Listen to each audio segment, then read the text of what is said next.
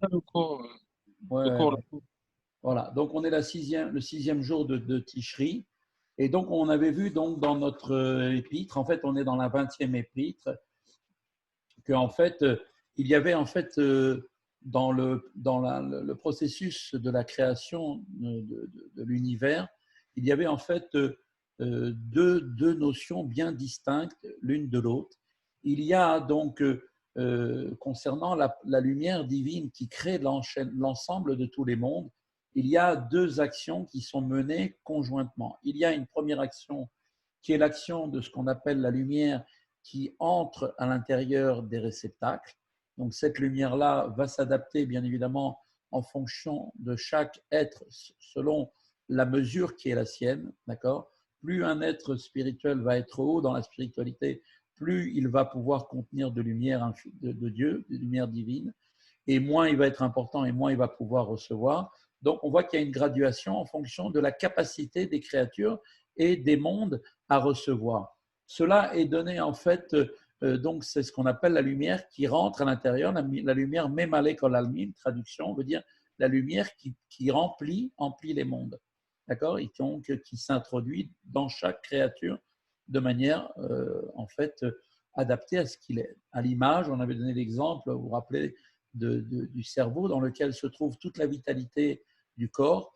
Et donc après, le cerveau va distribuer selon chaque membre la vitalité qui lui est propre. Il va donner à l'œil la capacité de la vision, à l'oreille la capacité d'entendre, et ainsi de suite pour chaque membre. Donc on voit qu'il y a une source première qui ensuite va s'adapter, et l'adaptation, bien évidemment, de cette lumière va être forcément liée avec, bien sûr, la capacité de recevoir de l'être qui reçoit. On avait donc ensuite une deuxième lumière, qui cette lumière est la lumière qu'on appelle la lumière immanente, qui est la lumière qui transcende complètement l'enseignement des mondes. Qui cette lumière, pourquoi est-ce qu'elle est immanente? On dit qu'elle est makif, elle enveloppe, elle entoure les mondes, parce que les mondes ne peuvent pas la supporter. Du fait de sa puissance énorme, aucune créature ne peut supporter, ne pourrait supporter la puissance qui est délivrée par cette lumière-là. Donc cette lumière, elle est bien sûr, elle aussi procède de l'infini, mais dans l'infini, il y a les deux capacités. Dieu a une capacité, bien évidemment, donc de se mettre à la hauteur de la limite, d'accord, selon bien sûr une lumière adaptée à chaque créature, donc il va s'adapter à la limite de chaque créature. Et en même temps, Dieu a la capacité de pouvoir aussi gérer la dimension de l'infini. Donc on voit que chez ces deux capacités, le gvoul, qui est la limite, et le blikvoul, l'un sans limite, et donc dans la capacité infinie de Dieu. On retrouve cette même dimension au niveau des sphirotes. Dans les sphirotes, on voit qu'il y a toute une séquence de sphirotes qui sont les unes au-dessus des autres, et chacune, en fait, reçoit une lumière qui lui est adaptée, propre à sa capacité, elle aussi, de pouvoir recevoir. Et bien évidemment, en plus, elle reçoit aussi une lumière qui vient, là aussi, de la lumière transcendante, qui elle-même est une lumière qui va envelopper et qui va donc irradier de manière transcendante l'enchaînement de toutes les sphirotes. Parce qu'elle ne s'intègre pas, pareil, de la même manière, parce que dès qu'il y a une finitude, il y a une limite, forcément l'infini ne peut pas résider dans le fini. D'accord? Alors, pour pouvoir un peu imager tout ça, j'avais donné hier l'exemple de la colonne vertébrale, le cerveau étant bien sûr le sommet. Ensuite, il y a dans la colonne vertébrale, il y a la moelle épinière. Cette moelle épinière est comme, si on va dire, l'enchaînement des sphirotes, d'accord. C'est elle qui va donner, à l'image de la moelle épinière, qui donne la vitalité à chacun des membres selon ce qu'il est capable de supporter. La moelle épinière va donner donc une certaine vivification à certains membres qui sont supérieurs, qui ne seront pas la même au niveau des membres inférieurs. C'est pour ça que la moelle épinière, elle parcourt entièrement tout le corps, d'accord, du haut jusqu'en bas, d'accord. Et effectivement, elle a donc une capacité de s'adapter à chacun des membres en fonction de ses capacités, de ce qu'il a besoin de recevoir. Eh bien, c'est pareil. On va dire la moelle épinière des mondes, ce sont ce qu'on appelle les sphirotes. Les sphirotes vont donner à chaque monde, selon là où il se trouve, la vitalité qui lui est propre, adaptée bien évidemment à son besoin. D'accord? Maintenant, on avait vu une autre chose hier importante, c'est que on avait vu qu'il y a dans le principe de création de Dieu, il y a deux procédés. Il y a un procédé qui s'appelle le procédé de cause à effet. Ça veut dire que l'effet, d'accord, est toujours conscient de la cause première qui l'a créé. Exemple, on comprend très bien que comment dire, le fils a conscience qu'il vient de son père, d'accord. Donc le père étant la cause première, il a donné naissance à son fils qui est devenu l'effet. Donc il y a la première chose, c'est la cause, il y a l'effet. L'effet est toujours conscient de sa cause première. Pareil dans les sirotes, Chochma étant la cause qui a créé Bina, l'effet, donc Bina a conscience de sa proximité avec Chochma. De là, qu'est-ce qu'on veut nous apprendre? Qu'est-ce que nous dit le Tanya? Eh bien, c'est qu'en fait, on s'aperçoit que ce système de cause à effet fait qu'en réalité, l'effet a toujours un rapport et toujours en liaison avec sa cause. Il y a une dimension de prise de conscience parce que quelque part, il est de la même nature. Comme on dit, un pommier va donner des pommes, il ne va pas donner autre chose. Donc forcément, il y a une réalité que la pomme, forcément, elle connaît sa source qui est le pommier. D'accord? Elle sait d'où elle vient. Donc pareil, chaque cause, bien sûr, a donné naissance à un effet. Cet effet a toujours conscience de sa cause. Donc ce qui veut dire par là, c'est que la lumière divine qui va venir donc donner la vie à l'ensemble des créatures par l'intermédiaire donc de cette colonne vertébrale que sont les sphirotes, eh bien chaque sphira est consciente au niveau de ce qu'elle est, au niveau d'un effet par rapport à sa cause première.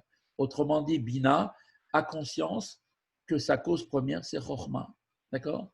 Donc, si on va dans cet esprit, l'analyse qu'on va faire, c'est que forcément, même le niveau le plus bas, le niveau qui va être la sphira la plus basse, qui est le monde, notre monde à nous, le monde d'Asiya, ce qui est donc la dernière sphira qui est Malchut d'Asiya, eh bien, elle va avoir conscience de tout l'enchaînement de sa cause première qui a fait qu'elle est là, qu'elle existe. Ce qui veut dire en d'autres termes que quelque chose qui est de la lumière, on aura beau la contracter, la limiter de plus en plus, à la finale, ça restera quand même que de la lumière. On n'aura pas atteint une dimension autre, une autre matière autre que la lumière. La différence concernant maintenant la création de la matière elle-même, pour la matière, Dieu a utilisé une autre capacité qui est ce qu'on appelle le pouvoir de créer des choses à partir du néant, ce qu'on appelle le ex nihilo. Ex nihilo veut dire quelque chose qui vient, qui subitement n'existait pas et qui d'un seul coup apparaît. Qu'est-ce que ça amène ici comme différence? Eh bien, la différence, c'est que la créature qui est créée par cette dimension-là n'a pas conscience, c'est-à-dire, c'est pas qu'elle n'a pas conscience, c'est pas qu'elle ne sait pas qu'il y a une chose qui l'a créée. Bien évidemment, tout le monde qui a un esprit normal n'imagine pas qu'il est venu comme ça tout seul. Il y a forcément quelque chose qui l'a fait venir, mais elle a conscience que seulement de ce qu'elle est. C'est-à-dire, elle est consciente qu'elle est un être créé et que de ce fait, elle a une conscience de son moi personnel, son yesh, son existence à proprement dit. Et pour elle, l'existence de Dieu, pour redonner l'exemple, est comme le néant. Pourquoi? Parce que la notion de néant ne veut pas dire que Dieu n'est pas là, mais plutôt que Dieu n'est pas compréhensible, n'est pas appréhendé par cette créature, parce que cette créature est ainsi faite qu'elle a donc bien sûr des moyens de pouvoir donc prendre conscience de ce qui l'entoure, comme sont effectivement les 5 sens qui nous ont été donnés, d'accord? L'intelligence, forcément la vue, l'ouïe, l'odorat, le toucher, toutes ces choses-là. Mais il y a une dimension qu'aujourd'hui, en tant qu'être créé, nous ne sommes pas capables de pouvoir percevoir ni capter, car nous n'avons pas les capteurs. Les choses n'existent pas en nous. Donc, on dit de cette dimension de Dieu, où Dieu est partout, nous entoure, comme on dit, Dieu est partout, nous sommes partout où on est, il est là. Simplement, on ne le voit pas parce que Dieu n'est pas là, c'est parce que nous n'avons pas, nous, la capacité de voir Dieu. On n'a pas le capteur pour pouvoir voir Dieu. J'avais donné l'exemple d'un portable. Si vous avez la 4G autour de vous qui vous entoure, vous avez des ondes, mais que vous n'avez pas le portable pour pouvoir capter ces ondes, eh bien, vous pouvez dire que ces ondes n'existent pas. Ou alors, vous pouvez dire non, elles existent, mais je n'ai pas le capteur. C'est plutôt ça ce qu'il faut dire. Eh bien, c'est exactement la même chose concernant la lumière de Dieu, Dieu lui-même qui est présent dans l'univers et même parmi nous. Simplement, nous ne le voyons pas car nous n'avons pas les capteurs suffisants pour pouvoir le faire. Cela sera bien sûr différent avec la venue de Mashiach, avec la dimension de Olam Haba, où là, on pourra capter justement cette dimension-là de ce qu'aujourd'hui on ne voit pas, comme dit les prophètes. À ce moment-là, on aura des yeux qui nous permettront, par nos yeux de chair, nous verrons Dieu, parce qu'on aura le moyen de capter une chose qui a toujours été, simplement que nous n'avons pas vue, que nous ne voyons pas jusqu'à maintenant. Donc, on va continuer j'ai fait cette révision un peu longue pour que ce soit bien clair dans vos esprits. Et on va maintenant continuer à analyser un petit peu tout cela. Excusez-moi, là, je dois rentrer en clientèle. Est-ce que vous pouvez m'envoyer la vidéo après, s'il vous plaît? D'accord. Je dois bosser. Ça sera enregistré aussi, tout ce que tu viens de dire, Menachem. Donc, ça fera partie de l'enregistrement, Menachem. Ok. Bon, Voilà. merci. Bye. Il n'y a pas de problème. On voit maintenant que Rabbi Shneur Zalman va nous expliquer que la venue de l'existence du Yesh, donc ce qui en fait représente l'existence de l'être créé en tant que tel, qui est donc séparé, comme on a dit, du néant, puisqu'il n'a pas conscience de sa source, dérive principalement de où, de quel niveau? De Malchut d'Atsilut. Malchut d'Atsilut étant la dernière sphira de l'enchaînement donc des sphirotes. Et donc, c'est en fait l'existence du Yesh, de la créature créée, eh bien, sa source, d'accord, eh bien, est principalement de Malchut d'Atsilut. Et c'est spécifiquement dans cette sphira que s'exprime la capacité de l'Ensof à créer ex nihilo. C'est-à-dire qu'on sait que Malchut, étant la dernière des sphirotes, eh bien, elle recueille en elle l'ensemble de tous les flux qui sont venus de toutes les sphirotes supérieures, en partant de Chochma jusqu'à elle. Et ensuite, elle a, elle, la capacité de pouvoir compacter tout cela et de pouvoir récupérer l'ensemble de cette capacité infinie de l'Ensof. Et c'est elle, à partir de Malchut d'Atsilut, qui est créée directement. Donc, la création se fait de manière ex nihilo, le créer à partir du néant. Le Hine Reshit Hayesh, nous dit tout de suite l'Admor Hazaken, voici que les prémices du Yesh, donc de la créature, rappelez-vous, Yesh veut dire existence, la créature. Les prémices donc du Yesh, Anivra, qui est donc créé, au Trilato et son commencement, En Akelim de Yotsfirot de Bria Yesira Asiya, Ve'em Aorot Nefesh Hua. Ce sont en fait les prémices du Yesh, son commencement sont les réceptacles, donc les Kelim, des 10 Sfirot de Bria, Yetzira, Asiya, qui sont donc les mondes qui viennent juste après Atsilut, d'accord? Puisque le premier c'est Atsilut, ensuite le deuxième Bria, Yetzira le troisième et Asiya, notre monde, ça fait 4. Donc les trois prochains, à partir de où commencent effectivement les prémices du Yesh, c'est à partir des réceptacles, rappelez-vous bien cela, des réceptacles des 10 sphirotes de Bria, Yetzira, Asiya, ainsi, écoutez bien, que les lumières de Nefesh et de Roi. Alors, on explique tout de suite, les orotes, les lumières, qui sont en fait, comme vous l'avez compris, donc c'est ce qui rentre à l'intérieur, c'est ce qui se revêt à l'intérieur des réceptacles, eh bien, constituent eux aussi, bien sûr, une forme de vitalité qui, comme on le sait, cette force de vitalité consiste en 3 degrés. Il y a ce qu'on appelle le premier degré, qui est le niveau le plus bas de forme de vitalité, qui est le niveau de Nefesh. Ensuite, il y a au-dessus la forme de vitalité qui est supérieure, qui est Ruach. Et ensuite, au-dessus encore, il y a le niveau de Neshama. Alors, vient nous dire ici l'Admor Hazaken que les prémices de la création a commencé à partir de où? À partir des Kélim, donc des 10 sphirotes de Bria, Asiya et Asiya, et aussi des 2 premiers degrés de l'âme, qui sont les 2 premiers degrés que sont Nefesh et Ruach, qui sont aussi, d'une certaine manière, même si on parle de lumière, du fait qu'ils sont les niveaux les plus bas, sont aussi une certaine forme de yesh, une certaine forme d'existence.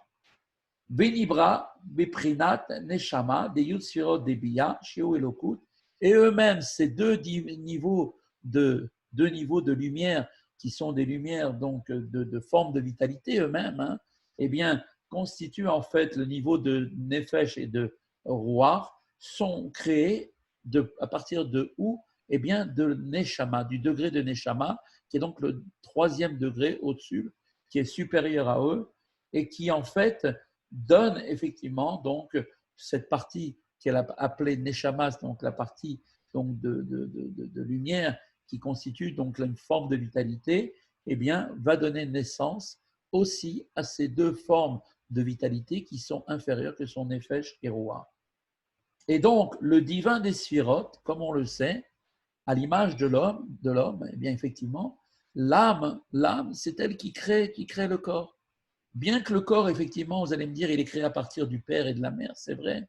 C'est vrai que l'embryon, au niveau de la partie, au niveau de l'embryon, au niveau séminal, effectivement, il a fallu qu'il y ait la jonction du père et de la mère, mais ensuite, tout le développement à l'intérieur même du ventre de la mère, même à l'intérieur et ensuite à l'extérieur, tout le développement de ce corps, même si vous allez me dire, le corps, effectivement, il continue à se développer grâce à la nourriture qu'il va ingérer, c'est ce qui va lui permettre de pouvoir grandir, c'est vrai, mais il ne faut pas oublier que qu'est-ce qui lui donne ce pouvoir, ce moteur de pouvoir avancer, d'exister, c'est l'âme qui lui donne la vie à l'intérieur.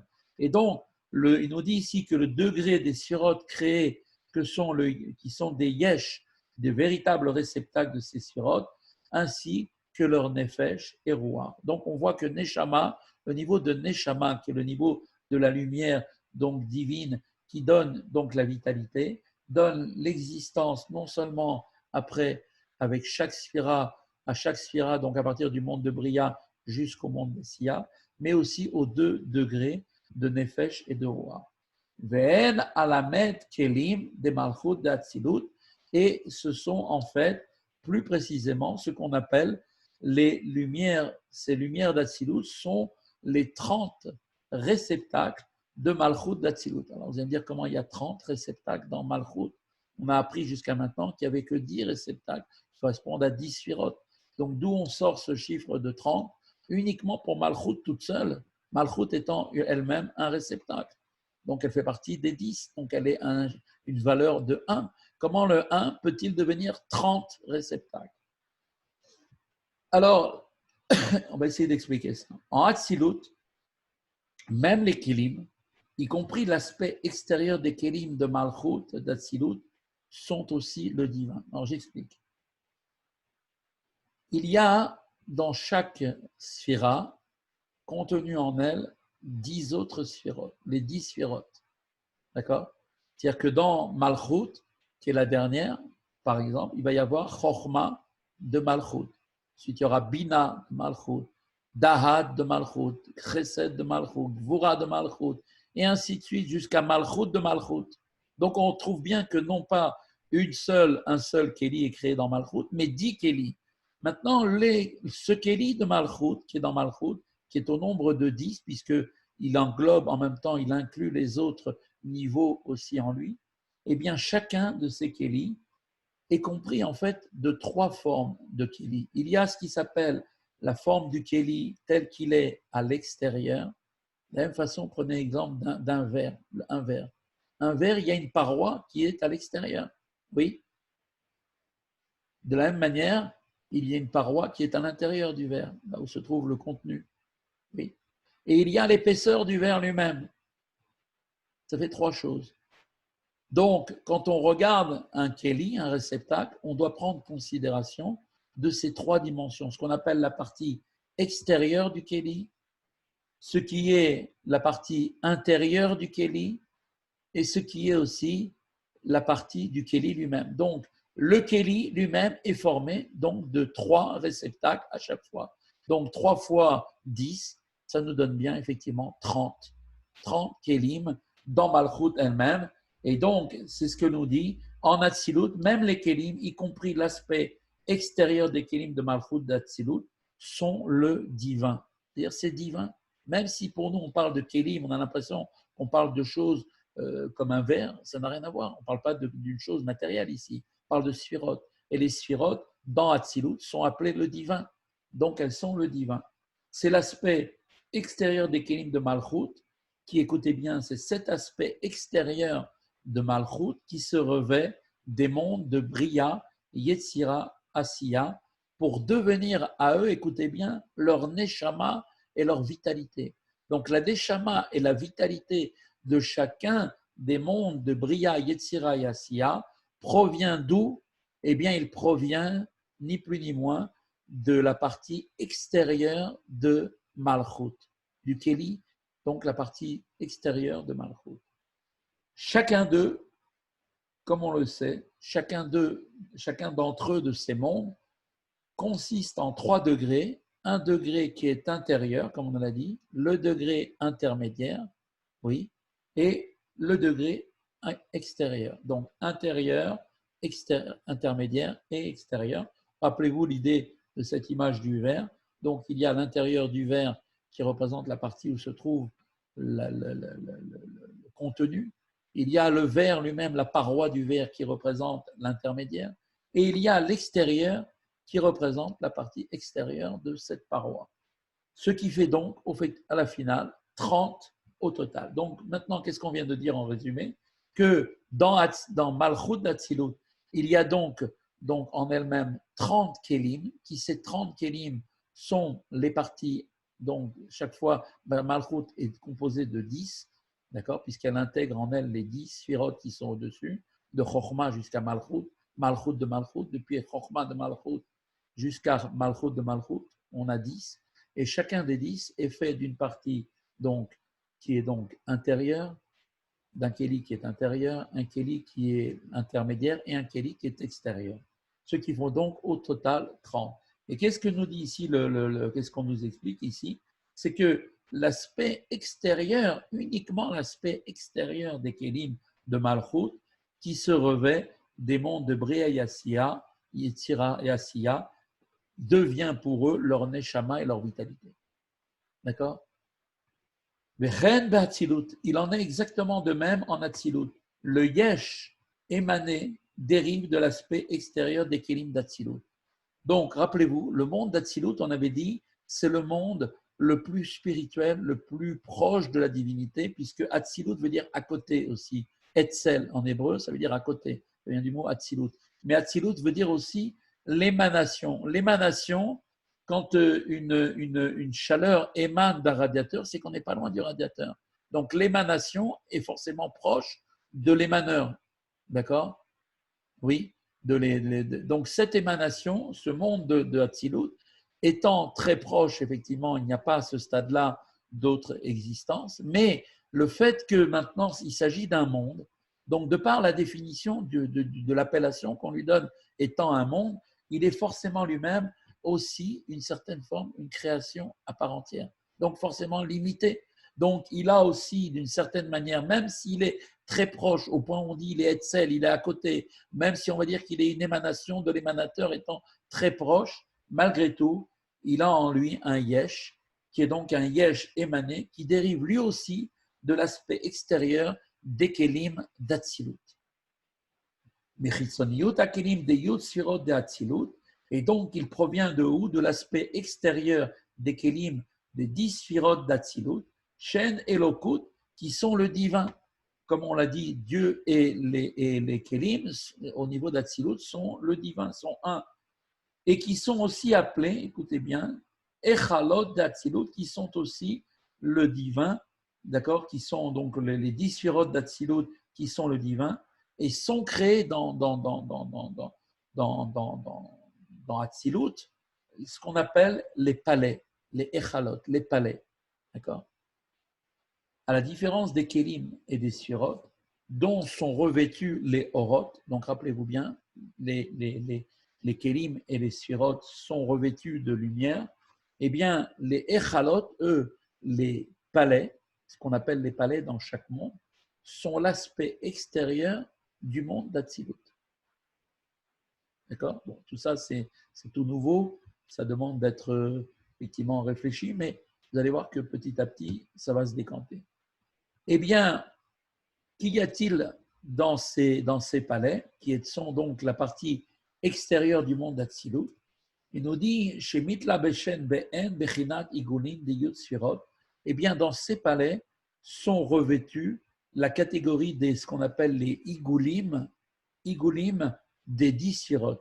Le terme Igul, littéralement, veut dire des cercles.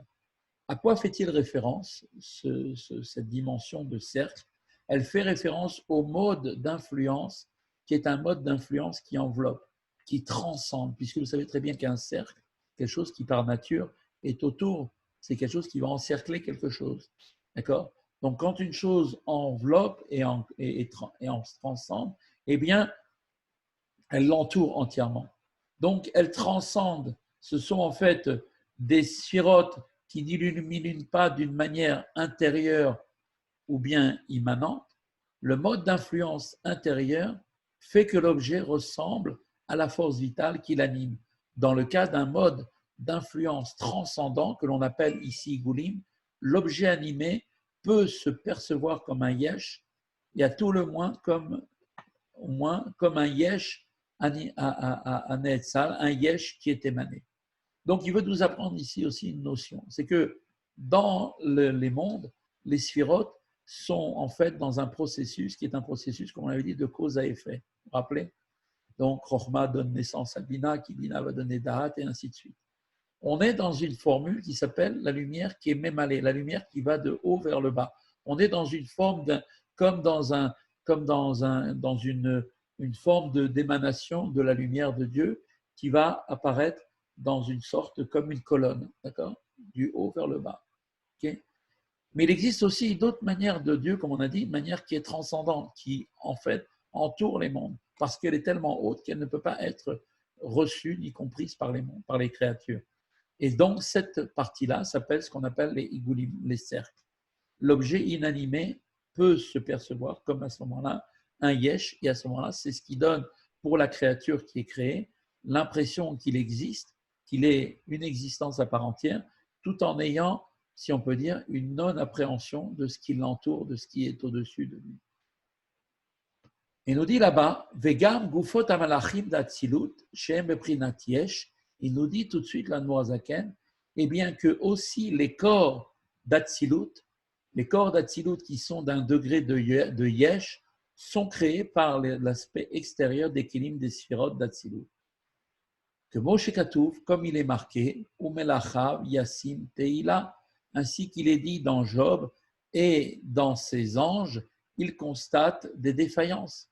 On voit ici que l'expression ces anges renvoie à ceux qui sont le plus proches de lui, c'est-à-dire les anges de quel endroit? Les anges du monde d'Atsilut. Ceux-là aussi présentent des défaillances, en ce sens qu'ils ont forcément un yesh, ils ont un être. Et comme tout être est limité, donc forcément ils ne sont pas divins, donc forcément, ils ont une possibilité de défaillance. D'accord? Quelle que soit la grandeur de la personne qui est concernée, eh bien, elle reste une créature limitée.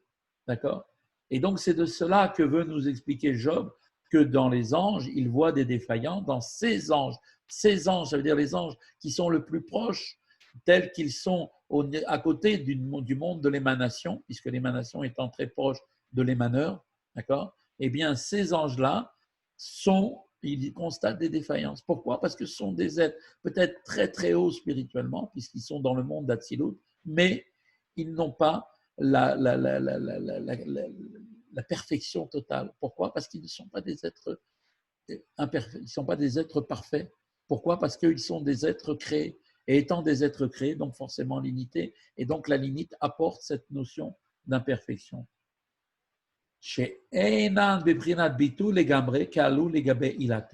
Pourquoi? Parce que, puisque ce sont des êtres créés, rappelez-vous, quand on parle de yesh, ça veut dire qu'il y a toujours une dimension à l'inverse qui est le haïn, le néant.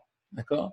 Et donc la conscience du yesh, parce que justement il n'a pas la capacité d'appréhender le haïn, le néant, c'est-à-dire ce qui lui a donné l'existence, eh bien il peut effectivement y avoir une dimension donc là de perte de conscience de ce qui est au-dessus de soi et de prise uniquement de conscience de ce qu'on est en tant que créature. Donc on a conscience qu'on est un être créé, comme on a dit, mais on n'a pas conscience de ce qui est au-dessus de nous, bien que cette chose soit là, soit présente. Eh bien, c'est ce qu'on veut dire ici, c'est que pourquoi est-ce qu'ils ne sont pas complètement, effectivement, parfaits? C'est parce que leur niveau d'effacement n'est pas absolu tel que l'est le Haloul devant son Ila, tel qu'il a été créé dans le Yesh Me'ain, tel que cela a été créé dans le monde d'une manière ex nihilo. Donc, comme on vient de voir, c'est qu'il y a maintenant une dimension qui maintenant nous explique un peu plus ce qu'est effectivement l'imperfection d'être un être créé qui ressent son existence en tant que tel. J'existe, j'ai mon moi, j'ai mon égocentrisme, je ressens ma personne, d'accord? Eh bien ça, vous allez me dire qu'est-ce qu'il y a de grave? Il n'y a rien de grave, mais c'est ce qui fait que nous sommes justement imparfaits. Parce que si nous étions parfaits, nous ne ressentirions plus notre propre existence, notre ego, car ayant conscience de la réalité qui nous entoure, qui est en fait ce qu'on appelle le néant, mais qui est en fait la présence de Dieu, d'accord? Eh bien, on serait complètement annulé devant lui. Et puisqu'on n'est pas complètement annulé, puisqu'on se sent une existence à part entière, c'est que forcément, nous sommes imparfaits.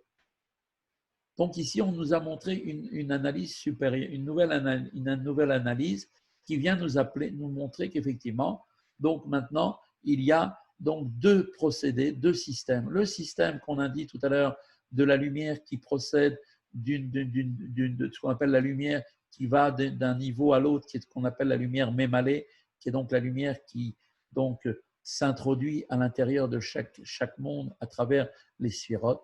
Et cette lumière-là, eh bien, elle est le principe de cause à effet. Dans cette dimension de cause à effet, l'effet a toujours conscience de sa cause première. Donc, c'est pour ça qu'il est complètement, lui, par contre, parfait parce qu'il est annulé, ayant conscience de sa cause première. Et par contre, il y a aussi donc on appelle cette processus donc de cause à effet. Donc, c'est le principe de ce qu'on appelle le cave, c'est-à-dire la droite, comme une ligne, d'accord? Les sphirotes sont les unes au-dessous des autres. On appelle la lumière Yosher, la lumière directe en Kabbale. Et il y a une deuxième dimension qui est la lumière que l'on représente par des cercles, qui le cercle par définition, plutôt un ballon, imaginez un ballon plutôt qu'un cercle, un ballon possède à l'intérieur, donc ce qui est à l'intérieur de lui, n'a pas conscience de ce qui est au-dessus de lui. D'accord? Eh bien, nous sommes, nous, ces êtres créés, ex nihilo, nous sommes imparfaits, car incapables de nous annuler complètement devant ce qui nous entoure, ce qui est en fait ce qui est ce qu'on appelle aujourd'hui, nous, le néant. Voilà, le cours se termine ici pour aujourd'hui. Donc, je vais mettre je vais